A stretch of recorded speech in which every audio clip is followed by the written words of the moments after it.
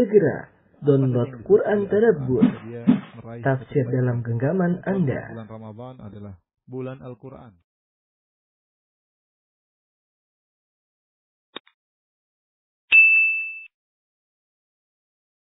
Bismillahirrahmanirrahim. Assalamualaikum warahmatullahi wabarakatuh. Alhamdulillahi ala ihsani wa syukru lahu ala taufiqihi wa amtinani. Asyhadu an la ilaha illallah wahdahu la syarika lahu ta'ziman li sya'ni. Wa asyhadu anna Muhammadan abduhu wa rasuluhu da'ila ridwani. Allahumma salli alaihi wa ala alihi wa ashabihi wa ikhwani. Ikhwan dan akhwat Majelis Taklim Qalbun Salim yang dirahmati oleh Allah Subhanahu wa taala. Kita masih dalam bab sabar dalam kitab Riyadhus Shalihin, dan insyaallah ini adalah bab yang terakhir dari bab sabar sebelum kita masuk pada bab yang selanjutnya. Hadis berikut yang dibawakan oleh Imam Nawawi rahimahullahu taala, an Abi Hurairah radhiyallahu taala anhu qala Rasulullah sallallahu alaihi wasallam ma yazalul bala'u bil mu'min wal mu'minah fi nafsihi wa waladihi hatta yalqa Allah taala wa ma alaihi khati'ah. Kata Nabi sallallahu alaihi wasallam, senantiasa ma yazalu artinya senantiasa, ma yazalul bala'u bil mu'min, senantiasa ujian menempel pada seorang mukmin. Di sini Nabi menggunakan huruf ba bil mukmin, seakan-akan menempel, ya. Itu senantiasa ujian melazimi laki mukmin wal mukminah dan wanita mukminah fi nafsihi, berkaitan dengan dirinya, wa waladihi, berkaitan dengan anaknya, hatta yalqallaha ta'ala wa ma alaihi khati'ah, sampai dia bertemu dengan Allah Subhanahu wa taala dan dia tidak memiliki dosa sama sekali. Hadis rawahu Tirmidzi, diriwayatkan Tirmidzi, wa qala haditsun hasanun sahih. Hadis yang hasan sahih. Hadis ini ikhwan dan akhwat yang dirahmati Allah Subhanahu wa taala menjelaskan bahwasanya ada sebagian orang yang Allah Subhanahu wa taala memberikan dia ujian terus-menerus, ya, yang tiada henti-hentinya, sehingga seorang mukmin atau seorang mukminah berpindah dari satu ujian menuju ujian berikutnya, ya. Karena kita tahu bahwasanya kehidupan ini memang adalah medan ujian, ya. Kata Allah, wala nabluwannakum bi syai'in minal khaufi wal ju'. Sungguh kami akan menguji kalian, ya. Dalam beberapa ayat Allah mengatakan sungguh kami akan menguji kalian. Am hasibtum an tadkhulul jannata wa lamma ya'tikum mathalul ladzina khalau min qablikum. Kalian merasa masuk surga sementara belum datang ujian seperti yang telah menimpa orang-orang sebelum kalian. Jadi seorang mukmin mukminah hendaknya yuwaqin nafsahu, yaitu mempersiapkan dirinya untuk diuji. Dan ada sebagian orang dalam hadis ini Nabi sebutkan ujian terus menyertainya. Kalau dia tersenyum, ya, kalau dia tertawa, bisa jadi dia sedang diuji, namun dia bersabar sehingga dia masih bisa tersenyum, masih bisa tertawa. Atau dia tertawa atau tersenyum tersebut hanyalah istirahat sebentar untuk beranjak dari ujian sebelumnya menuju ujian sesudahnya. Dan demikian kehidupannya terus. Dan ternyata ujian-ujian tersebut menggugurkan dosa-dosanya. Nabi katakan senantiasa ujian menimpa seorang mukmin, seorang wanita mukminah, laki mukmin atau wanita mukminah, ya, pada jiwanya, terkait dengan jiwanya, terkait dengan dirinya, ya. Wa waladihi, dan terkadang terkait dengan anaknya. Ini ujian-ujian yang berat, ya. Menimpa dirinya, ya, atau menimpa anak-anaknya, ini ujian sangat berat. Lebih berat daripada ujian menimpa hartanya dan yang lainnya. Tapi apa natijahnya? Apa hasilnya? Hatta yalqallaha ta'ala wa ma alaihi khati'ah. Hingga akhirnya dia bertemu dengan Allah Subhanahu wa taala dan dia tidak punya dosa sama sekali. Satu dosa pun tidak ada. Ini berat, ya. Dan ini hadis memberi hiburan kepada kita, ikhwan akhwat. Kalau kita sedang diuji, ujian itu banyak modelnya, ya. Ujian berkaitan dengan ekonomi, berkaitan dengan keluarga, berkaitan dengan suami, berkaitan dengan istri, berkaitan dengan teman, berkaitan dengan orang tua, berkaitan dengan mertua, berkaitan dengan guru, berkaitan dengan murid, apalagi ujian sekarang terkait dengan medsos, banyak sekali. Seorang sabar menghadapinya, ketahuilah bahwasanya dosanya terus berguguran selama dia sabar menghadapi ujian tersebut. Jika taruhlah dosanya sudah habis karena ujian tersebut, maka derajatnya akan naik. Jadi tidak ada yang dirugikan seorang mukmin, seorang mukminah jika dia menghadapi ujian tersebut dengan sabar. Makanya terkadang kita lihat ada sebagian orang, ini orang kalau nggak selesai ujiannya, diuji lagi. Bukan berarti dia orang rendah, bukan berarti dia orang terhina. Bisa jadi Allah muliakan dia dengan cara seperti itu. Ya. Dengan terus dikikis habis dosa-dosanya sampai dia bertemu dengan Allah tidak punya dosa sama sekali. Karena yang buat kita masalah di alam barzakh, buat kita bermasalah di padang mahsyar semuanya adalah dosa. Tapi kita lanjutkan hadis berikutnya. Wa an Ibni Abbasin radhiyallahu taala anhuma, dari Ibnu Abbas radhiyallahu taala anhuma, qala qadima Uyainah bin Hisn, datang Uyainah bin Hisn. Uyainah bin Hisn adalah salah seorang dari Arab Badui yang dia masuk Islam, ya. Disebutkan dia masuk Islam, kemudian dia sempat murtad di zaman Abu Bakar As-Siddiq. Setelah Rasulullah SAW wafat dia murtad, kemudian dia kembali lagi ke dalam Islam, masuk Islam kembali, ya. Jadi dia masih ada sisa-sisa sikap keras, sikap kaku, sebagaimana sikap orang-orang Arab Badui. Dan dia adalah seorang pembesar di kalangan orang Arab Badui, seorang pemimpin yaitu di antara orang-orang Arab Badui. Uyainah bin Hisn. Fanazala ala ibni akhihi Al-Hur bin Qais. Dia suatu hari datang ke kota Madinah. Kemudian dia pun nginap di rumah putra saudaranya Al-Hur bin Qais. Al-Hur bin Qais. Jadi penduduk kota Madinah. Wa kana minan nafar alladziina yudinihim Umar radhiyallahu ta'ala. Dan saudaranya ini, yaitu sepupunya ini. Jadi Uyainah punya sepupu namanya Al-Hur. Al-Hur ini adalah salah satu dari orang-orang yang dekat dengan Umar. Ya, dekat dengan Umar. Wa kana al-qurra'u ashaba majlisi Umar. Dan Umar radhiyallahu anhu dia waktu itu menjadi khalifah, dan al-qurra orang-orang ahli baca Quran, orang-orang itu adalah majelis musyawarahnya Umar. Majelis musyawarahnya Umar. Jadi Umar punya teman-teman dekat, teman ngobrol, teman musyawarah yang mereka adalah al-qurra ahli baca Quran. Wa musyawaratihi, dan juga teman-teman yang untuk bermusyawarah dengan Umar. Kuhulan kanu au syubbanan, baik yang sudah tua maupun yang masih muda. Tapi mereka semua al-qurra ahli baca Quran. Faqala Uyainah bil ibni akhihi. Maka Uyainah berkata kepada sepupunya, karena dia adalah sepupunya dekat dengan Umar. Uyainah berkata, "Ya ibn akhi, laka wajhun inda hadzal amir, fasta'zin li alaihi." Wahai saudaraku, sepupuku, sungguhnya kau punya kedudukan di sisi sang amir ini, yaitu di sisi Amirul Mukminin Umar bin Khattab radhiyallahu anhu. Izinkanlah aku agar aku bisa bertemu dengan dia. Akhirnya datanglah Al-Hur kepada Umar, fasta'zana, minta izin agar saudaranya bisa bertemu. Fa'adzina lahu Umar, Umar pun mengizinkan. Falamma dakhala, tatkala masuk Uyainah bin Hisn bertemu dengan Umar, langsung dia berkata dengan kasar, "Hei, ya Ibn al-Khattab." Dia panggil, "Apa ini? Berhentilah wahai." Hei itu mungkin dalam sebagian artinya adalah berhentilah. Ya Ibn al-Khattab. Ya, artinya ucapan zajar, ucapan menghardik, ucapan jengkel, ya. Dan dia tidak mengatakan berhentilah wahai Amirul Mukminin. Sementara Umar bin Khattab adalah khalifahnya kaum muslimin ketika itu, Amirul Mukminin. Bahkan dia tidak mengatakan ya Umar, tapi dia menyebut langsung ya Ibn al-Khattab. Dan ini menunjukkan dia tidak menghormati Umar sama sekali. Ya. Dia buka ucapannya tanpa assalamualaikum, tanpa apa, langsung kasar di hadapan Umar. Umar waktu itu khalifah, ya. Dia berkata, "Hi ya Ibn al-Khattab." Apa ini? Berhenti kau Ibn al-Khattab. "Wallahi ma tu'tina al-jazal." Demi Allah, dia bersumpah lagi, engkau tidak memberikan kepada kami harta yang banyak. "Wala tahkumu fina bil adl." Dan kau tidak adil dalam berhukum kepada kami. Faghadib Umar. Umar pun marah. Wajar Umar orangnya tegas, pemberani, jagoan, lengkaplah Umar. Ini orang cari gara-gara seperti ini. Apalagi menuduh Umar yang tidak-tidak. Umar begitu sangat adil, ya, sangat jauh daripada dunia. Kemudian dituduh ma tu'tinal jazal, bersumpah lagi, sudah manggil nama ya Ibn al-Khattab, wahai, tidak bilang wahai Amirul Mukminin, wahai paduka, wahai pemimpin atau bagaimana, langsung ya Ibn al-Khattab, wahai putranya Khattab. Ini menunjukkan penghinaan. Demi Allah, engkau tidak memberikan kepada kami harta yang banyak, dan engkau tidak adil dalam berhukum kepada kami. Faqadib Umar radhiyallahu anhu marah. Hatta hamma an yuqi'a bihi, sampai Umar ingin memukul orang ini.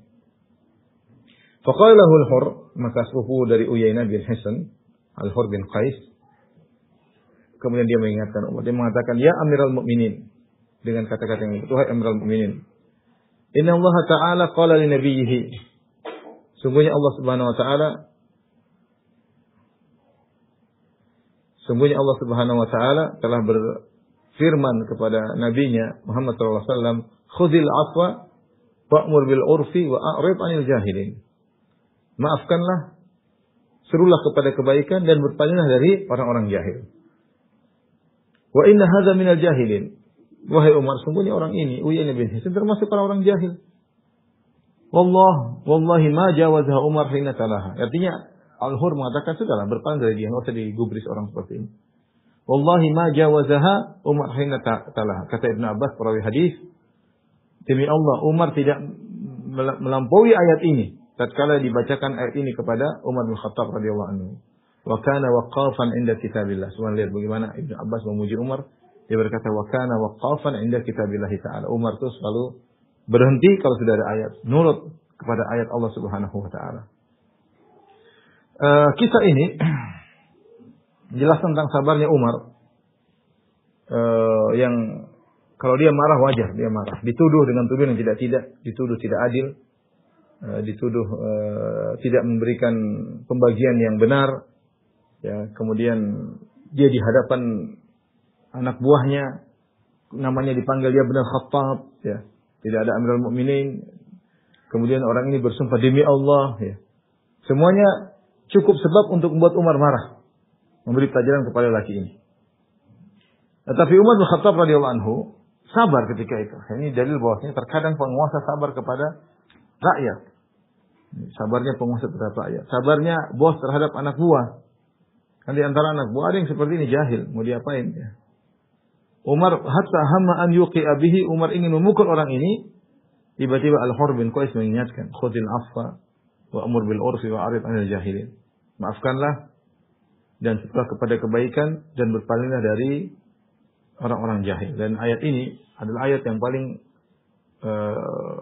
merupakan merangkum tentang akhlak mulia.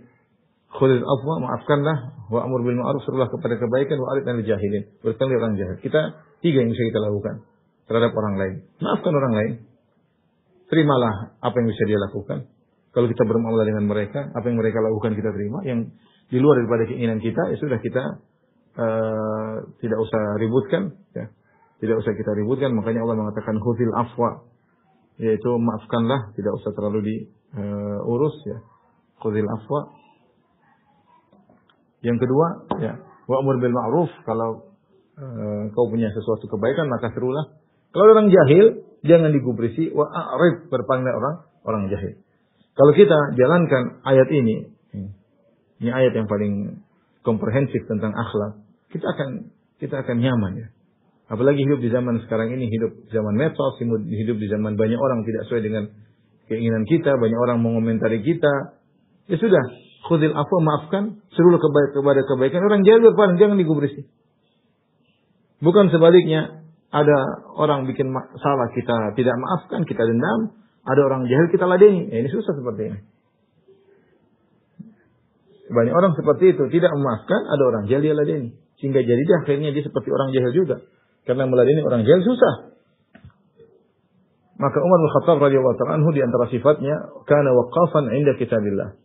Beliau tunduk kepada ayat-ayat Allah Subhanahu wa ta'ala. Umar radhiyallahu anhu kalau ditegur dan ada ayat atau hadis, maka Umar langsung tunduk, ya, terhadap ayat dan hadis tersebut. Di antara kisah yang menakjubkan yang diriwayatkan oleh Ibnu Katsir dalam tafsirnya, ya, dari Sya'bi dari Masruq, ya, suatu hari Umar naik di atas mimbar Rasulullah sallallahu alaihi wasallam, ingin berperingatan kepada masyarakat kota Madinah. Umar berkata, "Ayyuhan nas, ma iktsarukum fi sadaqin nisa? Wa qad kana Rasulullah sallallahu alaihi wasallam ashabuhu innama sadaqatu fi ma bainahum 400 dirham, fama duna dzalik." Umar tegur karena mulailah sebagian orang menaikkan mahar. Umar berkata, "Wahai masyarakat kota Madinah, apa ini mahar yang mahal? Ya, sungguh Rasulullah SAW dan para sahabatnya dahulu mahar mereka hanyalah kurang lebih 400 dirham atau di bawahnya, tidak lebih dari 4 dirham. Walau kana al-iksaru fi dzalika taqwa 'inda Allah aw karamah lam tasbiquha ilaiha." Ya, Kalau ternyata mahar yang banyak itu menunjukkan takwa kepada Allah, tentu kalian akan didahului oleh para sahabat. Para sahabat tidak meninggikan mahar-mahar pernikahan mereka. Ya. Fala a'rifanna ma zada rajulun fi sadaqi imra'atin ala 400 dirham. Maka saya tidak ingin ada orang yang memberikan mahar lebih dari 400 dirham. Artinya ada orang baik kasih mahar banyak-banyak ya. Ingin memuliakan istrinya atau mempelai wanita. Kata Umar, kalau itu takwa, Rasul akan mendahului. Para sahabat akan mendahului. Tidak perlu mahal-mahal. Tidak perlu mahal-mahal. Mungkin pandangan Umar nanti jadi kebiasaan atau yang lainnya. Kemudian Umar pun turun dari mimbar. Fa'tarabathum ra'atun min Quraisy. Tiba-tiba Umar ditahan oleh seorang wanita Quraisy. Wanita. Bukan lagi laki-laki wanita. Dia tegur Umar, dia berkata, "Ya Amirul Mukminin, nahaitan nas an yazidu fi mahrin nisa." Ya Umar bin, kau melarang orang-orang untuk menambah mahar kepada para wanita. Ala 400 dirham, tidak boleh lebih dari 400 dirham. Qala na'am, kata Umar, iya. Faqalat, kata wanita ini, "Amma sami'ta ma anzalallahu fil Qur'an?" Tidakkah kau mendengar ayat yang Allah turunkan dalam Al-Quran? Qala wa ayyu dzalik, kata Umar, ayat apakah itu? Maka wanita tersebut berkata, "Amma sami'ta Allah yaqul wa ataitum ihdahunna qintara?" Bukankah Allah telah berfirman dan kalian telah memberikan kepada para wanita qintara, harta yang banyak, itu mahar yang banyak? Umar langsung sadar. Allah sebutkan, Allah tidak melarang mahar banyak. Ya. Tentunya benar mahar yang paling berkah adalah aisaruhunna mu'nah. Ya. Wanita yang paling berkah adalah yang paling mudah pernikahannya, baik maharnya mudah, kemudian kehidupannya juga mudah, tetapi tidak dilarang jika ada mahar yang seorang laki beri mahar yang mahal, besar, banyak, tidak jadi masalah. Karena Allah mengatakan wa ataitum ihdahunna qintara. Sementara kalian telah memberikan harta yang banyak kepada istri kalian. Maka Umar berkata, "Allahumma ghufran." Ya Allah, ampunilah aku. Kemudian Umar pun raja'a faraqibal mimbar. Kemudian Umar pun balik naik atas mimbar kembali. Dia langsung mengklarifikasi. Dia berkata, "Ayuhan nas, inni kuntu nahaitukum an tazidun nisa'a fi sadaqatihinna ala 400 dirham. Faman sya'an yu'ti min malihi ma ahab." Wahai masyarakat kalian, kaum muslimin sekalian, dulu saya tadi sempat melarang kalian untuk menambah mahar kepada para wanita lebih dari 400 dirham. Namun barang siapa yang ingin beri daripada itu, silakan yang dia sukai. Ya. Faman tabat nafsu falyaf'al. Siapa yang suka hatinya memberikan yang harta lebih dari 400 dirham, maka silakan. Ini menunjukkan bagaimana sikap Umar yang tunduk kepada ayat-ayat Allah Subhanahu wa taala. Ya, dan Ibnu Abbas mensifati Umar dengan sifat tadi, wa kana waqafan 'inda kitabillah. Umar itu berhenti kalau sudah ayat, sudah dia tidak mau ngeyel, dia laksanakan, tidak mau ngeyel. Ya sudah, ini ayat, hadis selesai. Ya, ini hadis dan dia tidak akan melewati ayat Allah Subhanahu wa taala. Ibnu Taimiyah rahimahullah mengomentari sikap Umar ini. Dia berkata, "Inna hadhil qissah dalilun ala kamali fadli Umar wa dinihi wa taqwahu ruju'ihi ila al-haq idza tabayyana lahu." Ini dalil menunjukkan akan sempurnanya keutamaan Umar, sempurnanya agamanya dan ketakwaannya, dan bagaimana ia kembali kepada kebenaran jika telah jelas kebenaran baginya. Ya. Wa annahu yaqbalul haqqa hatta min mar'atin wa yatawadhu lahu, dan Umar menerima kebenaran meskipun datang dari seorang wanita. Siapa yang ngomong? Itu rakyat jelata, bukan teman duduk Umar, bukan para sahabat, rakyat seorang wanita. Datang negur Umar, Umar tunduk dan Umar tawadhu, merendahkan diri di atas kebenaran. Kalau ada datang kebenaran diterima. Wa annahu mu'tarifun bi fadlil wahid alaihi walau fi adna mas'alah. Dan dia Umar mengakui kemuliaan seseorang. Maka Umar setelah mendapatkan teguran dari wanita tersebut, dia berkomentar, dia berkata, perhatikan, dia berkata, "Kullun nas afqahu min Umar." Lihat, orang lebih faqih daripada Umar. Lebih faqih daripada Umar.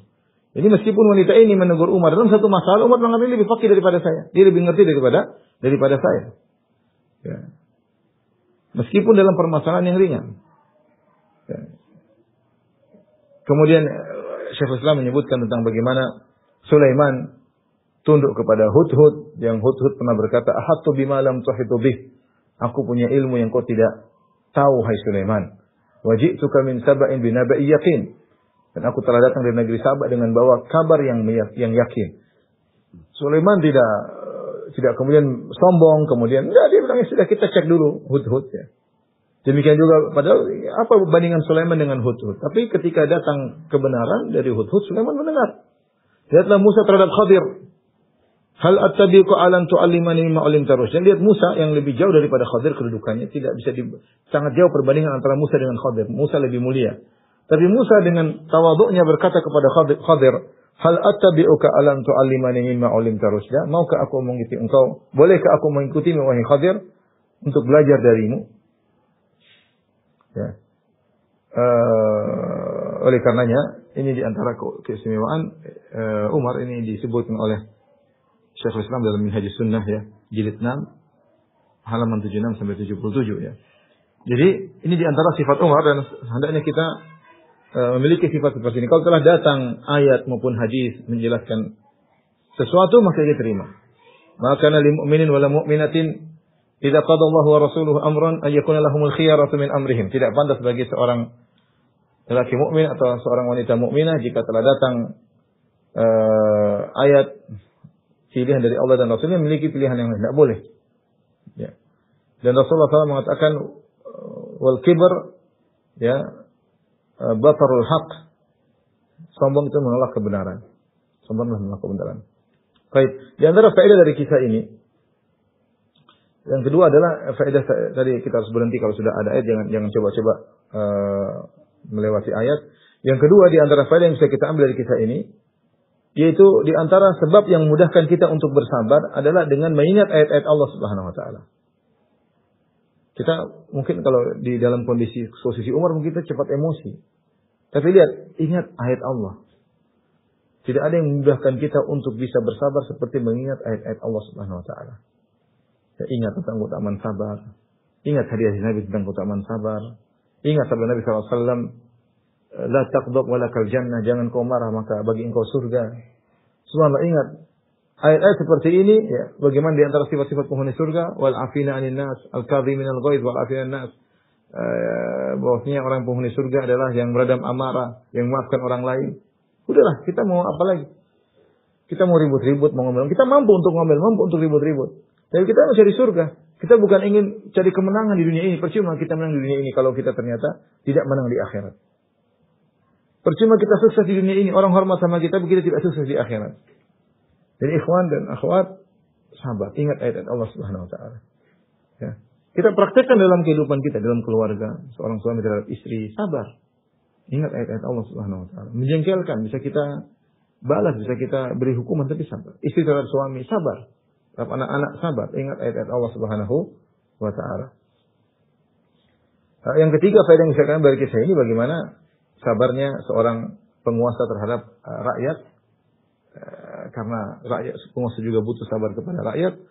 Meskipun penguasa tersebut adil, bertakwa kepada Allah, ya, dia sudah semaksimal mungkin, ternyata ada rakyat yang tidak terima, sabar. Ya. Kita itu sangat jengkel kalau kita sudah semaksimal mungkin berusaha, masih ada yang protes itu, di situ muncullah kejengkelan kita luar biasa. Beda kalau kita memang kerjanya asal-asalan, tidak serius, kemudian ada yang protes, ya wajar. Seperti Umar bin Khattab yang sudah kerja semaksimal mungkin, tidak ada pikiran dalam benaknya dunia, ya. Ya, hidupnya sangat sederhana, waktunya untuk Allah, kemudian untuk akhirat, kemudian masih ada yang protes. Kalau Umar marah itu wajar, tapi ingat, ya, butuh kesabaran seorang pemimpin terhadap rakyat. Baik, kita lanjutkan. Mungkin yang terakhir kita menghindari sebab kemarahan. Karena di dunia ini banyak sekali orang jahil. Orang jahil itu banyak. Tetangga kita ada yang jahil, murid kita ada yang jahil. Terkadang sikap pasangan kita, terkadang sikap kejahilan, ya. Di medsos banyak orang jahil. Di antara sebab agar kita bahagia, wa a'rid 'anil jahilin. Jangan digubris, ya. Jangan digubris, ya. Kalau kita mengubrisi semua orang, kita jadi seperti mereka, ya. Apalagi sudah di medsos, gontok-gontokan, marah-marahan, tegang otot untuk berhadapan dengan orang Inggris, ngapain? Buang-buang umur, buang energi. Wa a'rid 'anil jahilin. Betapa banyak orang jahil. Mau dilayani enggak level, ngapain layani orang seperti itu? Orang ini levelnya hina. Ya sudah, dia jahil. Dah, jangan digubrisi. Kita gubrisi, kita justru merendahkan diri kita ya. Baik, hadis berikutnya wan Ibnu Mas'ud radhiyallahu taala anhu, dari Ibnu Mas'ud radhiyallahu taala anhu. Anna Rasulullah sallallahu alaihi wasallam qala, bahwa Rasulullah SAW bersabda, "Innama satakunu ba'di atharah." Akan ada setelahku atharah. Atharah itu adalah mengambil harta untuk kepentingan diri sendiri, sementara ada yang punya hak tidak dikasih, berkaitan dengan dunia. Maksudnya ini penguasa yang seperti itu. Nabi mengatakan akan ada penguasa seperti itu yang kalian temui. Dia hanya ngambilin harta untuk kepentingan dirinya, kepentingan keluarganya, kepentingan kerabatnya, ya. Sementara orang yang berhak untuk mendapatkan tidak dia pedulikan. Dan Imam Nawawi menyebutkan maknanya wal asarah al infiradu bi syai' amman lahu fihi haq. Yaitu menguasai sesuatu, mengambil sesuatu yang sebenarnya ada orang berhak juga mendapatkannya, tapi dia ambil sendiri, punya dia sendiri. Ini banyak penguasa seperti itu. Satakunu ba'di asara, akan ada setelahku asara. Sebagian ulama mengatakan satakun itu dengan menggunakan fi'il mudhari', bahwa sini berulang-ulang, kejadian akan berulang-ulang. Akan ada penguasa-penguasa yang modelnya seperti ini. Mementingkan diri sendiri. Kan banyak yang namanya penguasa, ya. Mentang-mentang dia berkuasa, dia ambil harta untuk dirinya, untuk keluarganya. Wa umurun tunkirunah, dan akan perkara-perkara yang kalian ingkari. Qalu ya Rasulullah, fama ta'muruna? Mereka bertanya, para sahabat, ya Rasulullah, fama ta'muruna? Apa yang kau perintahkan kepada kami menghadapi kondisi seperti ini? Perhatikan jawaban Nabi SAW. Tu'addunal haqqal ladzi 'alaikum. Tunaikanlah kewajiban kalian. Al-haqq alladzi 'alaikum, yaitu hak yang harus kalian tunaikan. Itu tunaikanlah kewajiban kalian. Wa tas'aluna Allah alladzi lakum. Dan mintalah kepada Allah hak kalian kepada Allah. Muttafaqun alaihi riwayat Bukhari dan Muslim. Hadis ini menjelaskan bagaimana sikap terhadap kesabaran terhadap penguasa. Kalau tadi kita berbicara sabar terhadap musibah, sabar terhadap keluarga, sabar terhadap mungkin kondisi, ya. Tadi sabar penguasa terhadap rakyat, sekarang sabar rakyat terhadap penguasa. Penguasa yang zalim, yang dia hanya mementingkan dirinya sendiri, kekayaan negara dia ambil untuk dirinya dan keluarganya, sementara orang yang berhak untuk mendapatkan tidak dia kasih. Apa yang kita lakukan kalau berhadapan dengan penguasa seperti ini? Kita ingin mendapat solusi dari Nabi atau ingin cara sendiri? Cara sendiri pikirlah. Tapi kalau solusi dari Nabi, Nabi mengatakan, memang tidak menyenangkan ya. Menjalankan solusi Nabi ini pun tidak menyenangkan. Nabi mengatakan, tu'addunal huquq al-haqq alladzi 'alaikum. Tunaikan kewajiban, kalau ada kewajiban sebagai rakyat, tunaikan. Adapun hak kalian yang tidak kalian bisa dapatkan, wa tas'aluna Allah alladzi lakum. Minta kepada Allah. Minta kepada Allah, ya Allah, mudahkan aku mendapatkan hakku. Kalian minta kepada penguasa, tidak digubris, tidak dikasih. Terus memaksa minta terus, minta kepada Allah. Ini solusi dari Nabi SAW yang mengandung makna sabar. Artinya sabar, tetap saja kalian menjalankan kewajiban kalian. Adapun hak kalian minta kepada Allah, selesai. Tapi siapa yang menjalankan wasiat Nabi ini? Makanya Syekh Abdul Razak hafizahullah taala dan sebagian ulama mengatakan, betapa banyak orang ketika mendengar wasiat-wasiat Nabi berkaitan dengan salat, berkaitan dengan zakat, berkaitan dengan haji, berkaitan dengan banyak hal dia taat, tapi ketika mendengar wasiat Nabi berkaitan dengan penguasa yang zalim, dia tidak mau melakukan. Dia tidak sabar. Dia merasa solusi Nabi ini solusi yang salah. Solusi yang tidak tepat. Hadis-hadis seperti ini dibuang, tidak dipakai. Ketahuilah bahwasanya Nabi yang menyuruh kalian untuk taat kepada Allah, yang menyuruh kalian untuk salat 5 waktu, yang menyuruh kalian untuk membayar zakat, yang menyuruh kalian untuk naik haji, dialah juga yang menyuruh kalian untuk bersikap seperti ini. Memang ini berat. Ya. Bagaimana ketika penguasa zalim? Kita disuruh menunaikan kewajiban kita. Kebanyakan orang enggak, dia zalim, ngapain kita tunaikan kewajiban kita? Kebanyakan orang berpikir seperti itu. Ya. Tetapi Nabi punya jawaban lain. Tunaikan kewajiban kalian, adapun hak kalian minta kepada Allah. Minta kepada Allah Subhanahu wa taala. Ini sabar kepada penguasa. Ya. Dan Nabi menjelaskan akan ada penguasa-penguasa yang seperti ini. Hadis Ibnu Mas'ud radhiyallahu taala anhu. Kemudian hadis berikutnya, wa an Abi Yahya Usaid bin Hudzair, dari Abu Yahya Usaid bin Hudzair radhiyallahu anhu, anna rajulan minal ansar qala, ada seorang laki dari kaum Ansar berkata, ya Rasulullah, ala tastamiluni kama sta'malta fulanan? Ya Rasulullah, tidakkah kau menjadikan aku pegawai sebagaimana kau menjadikan si fulan pegawai? Jadikan aku pegawai atau pejabat, maksudnya di pemerintahan Nabi sallallahu alaihi wasallam. Ala tastamiluni kama sta'malta fulan? Tidakkah kau menjadikan aku pegawai sebagaimana kau mengangkat si fulan menjadi pegawai? Faqala, Nabi sallallahu alaihi wasallam berkata, innakum satalqawna ba'di atharah, fasbiru hatta talqawni alal hawdi. Kata Nabi sallallahu alaihi wasallam, sungguhnya kalian setelahku akan mendapati athar. Athar tadi, penguasa-penguasa yang seperti tadi, hanya mementingkan kepentingan pribadi, lupa dengan orang-orang yang berhak untuk mendapatkannya.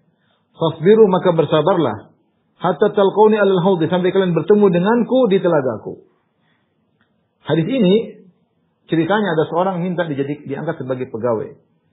Tapi jawaban Nabi apa? Nabi mengatakan, satalqawna ba'di asarah. Kalian akan mendapati penguasa setelahku yang mementingkan dirinya sendiri, keluarganya, lupa dengan masyarakat. Ya. Artinya Rasulullah SAW mengingatkan bahwasanya jadi penguasa itu nggak gampang. Buktinya akan ada penguasa yang model seperti ini. Tidak semua orang bisa menjadi penguasa. Jadi penguasa ujiannya berat, tergiur dengan harta, tergiur dengan banyak hal. Proyeklah apalah. Kalau sudah dapat garapan proyek, maka kemudian yang dimasukkan semua keluarganya lah. Ada yang berhak tidak dikasih, ada yang lebih ahli tidak dikasih, dengan berbagai macam dalih dan alasan. Nepotisme dan itu sangat mudah terjadi.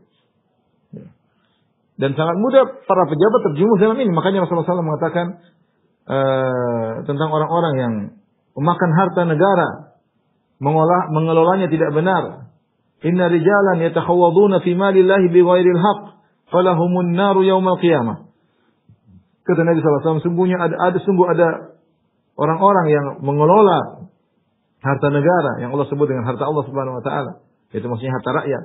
Mereka mengelola harta rakyat bighairil haqq, tanpa hak, dikelola sembarangan untuk kepentingan pribadinya, kepentingan keluarganya, kepentingan kerabatnya. Orang-orang setengah mati kelaparan, harus bayar ini bayar anu, dia senang-senang boros ya. Dan Syekh Utsaimin menyebutkan bahwasanya inilah yang makanya sulit jadi penguasa. Kata Syekh Utsaimin rahimahullah taala, wa fi dalil ala nubuwwatir rasul li anna akhbara bi amrin waqi'. Dan ini hadis menunjukkan akan kenabian Rasulullah SAW. Karena Rasulullah SAW mengabarkan tentang perkara yang terjadi, yang akan terjadi. Fa innal khulafa wal umara, karena para penguasa, para pemimpin, para raja, mundu ahdin ba'id, sudah sejak lama, kanu yasta'thiruna bil amwal, mereka suka mengumpulkan harta untuk kepentingan pribadi. Fa najidum ya'kuluna israfan, mereka kalau makan israf, boros. Wa yashrabuna israfan, mereka kalau minum boros, dapat jatah sekian untuk makan, sekian untuk minum boros. Wa yalbasuna israfan, bukan harta dia, harta rakyat, harta negara. Mereka pakai dengan harta yang mahal. Wa yaskununa yarkubun israfan, mereka tinggal di tempat-tempat yang mewah. Kemudian mereka naik kendaraan yang mewah. Bukan harta mereka, harta rakyat. Meskipun aturan membolehkan, tapi begitulah kenyataannya. Ini harta bukan harta milik pribadi, harta rakyat. Wa qad ista'tharu bi malin nas li masalih anfusihim al-khassah. Mereka telah mengambil harta masyarakat untuk kepentingan pribadi mereka. Ya. Ini jadi masalah. Makanya ketika ada seorang menawarkan diri untuk jadi pegawai, Rasulullah SAW ingatkan, tidak semua orang bisa ahli dalam menjadi pemimpin. Jabatan bisa jadi musibah daripada kenikmatan. Rasulullah telah mengatakan ada orang-orang seperti itu. Inna rijalan takhawwadhu fi malillahi bighairi haqq. Ada sebagian orang yang mereka mengelola harta rakyat tanpa hak. Falahumun naru yaumil qiyamah, bagi mereka neraka pada hari kiamat kelak. Kenapa? Karena mereka selama di dunia, mereka membahagiakan dirinya, anak istrinya, keluarganya dengan harta masyarakat. Sementara masyarakat kesulitan, kelaparan, kesusahan. Mereka merebut kebahagiaan orang untuk kebahagiaan pribadi. Maka pada hari kiamat kelak, mereka lebih pantas dicabut kebahagiaannya, dimasukkan dalam neraka jahanam. Waliyadzubillah. Makanya saya bilang sulit jadi pejabat, tidak gampang. Kalau kita seorang pejabat salah, bertindak, memutuskan, dia akan dituntut oleh banyak orang. Bayangkan seorang penguasa bawahannya 1 juta orang saja. Kemudian mengeluarkan undang-undang yang tidak benar, yang mendolimi masyarakat untuk kepentingan pribadinya, dia akan dituntut pada hari kiamat 1 juta orang. Masih mending kalau kita punya masalah sama tetangga, cuma 1 orang masalah kita. Ini masalah kita 1 juta orang. Bagaimana kalau bupati, bagaimana kalau gubernur, bagaimana kalau presiden, bagaimana kalau raja? Mengerikan. Meskipun Rasulullah SAW mengabarkan akan ada penguasa seperti itu yang hanya mengutamakan kepentingan pribadi, tapi Rasulullah SAW berkata, fasbiru, kalian jadi rakyat, bersabarlah. Fasbiru.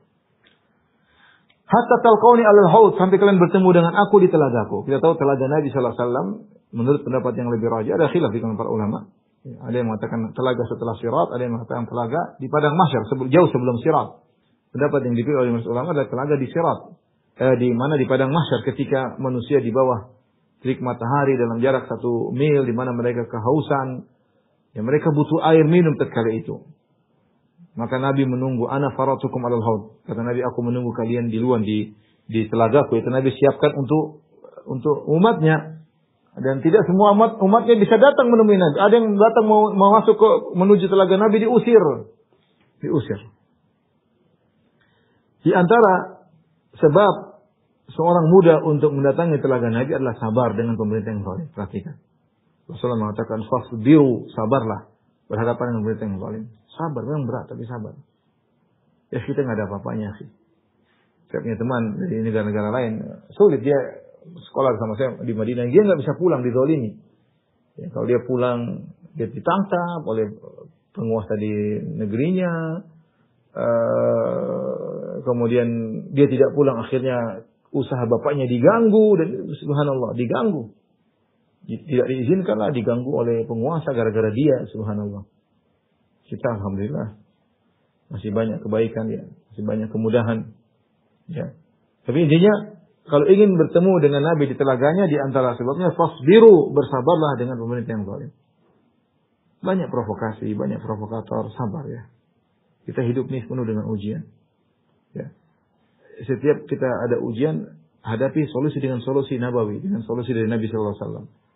Sehingga ini juga mafhum mukhalafahnya, kalau seorang tidak bersabar dengan pemerintah yang zalim, maka sulit bertemu dengan Nabi di telaga. Karena Rasulullah mengatakan, kalau ingin bertemu dengan aku, fasbiru, bersabarlah terhadap penguasa yang seperti tadi, hanya untuk kepentingan pribadinya dengan mengorbankan masyarakat.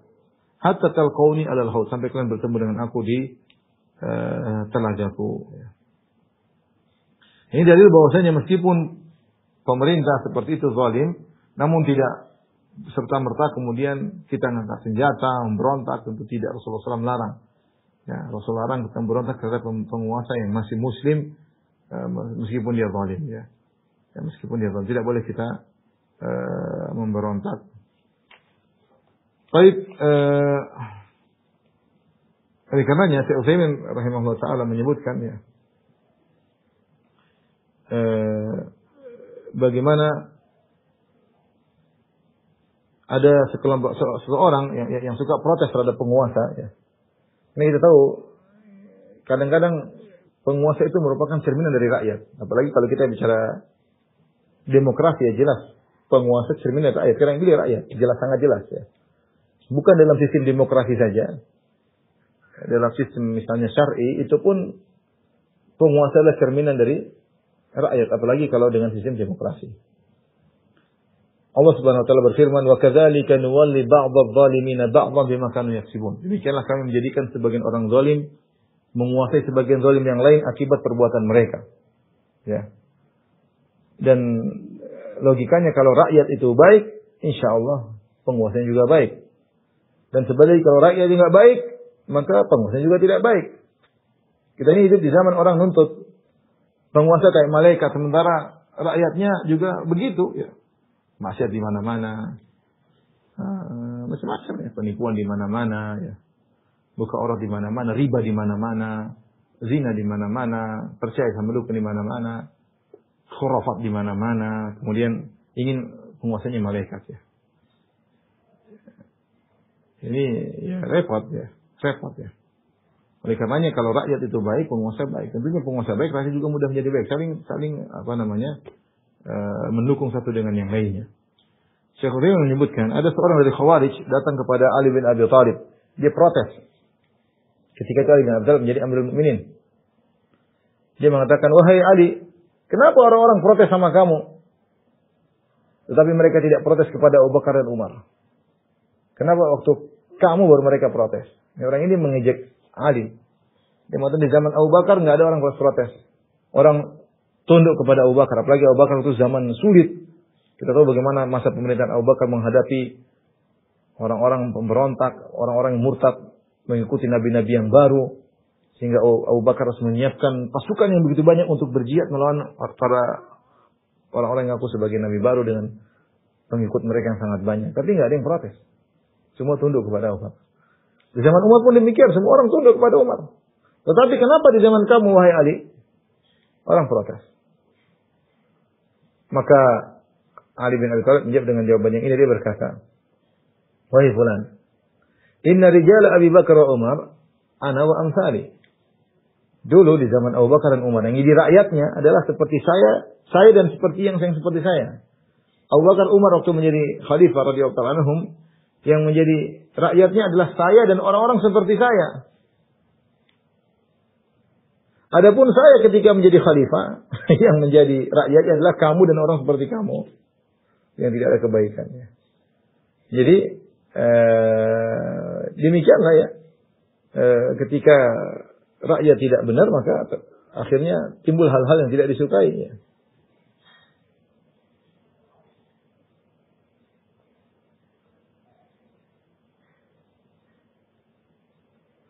Demikian juga disebutkan dalam salah seorang khalifah dari Bani Umayyah, dia mendengar rakyat mulai protes, ribut sana ribut sini, maka dia pun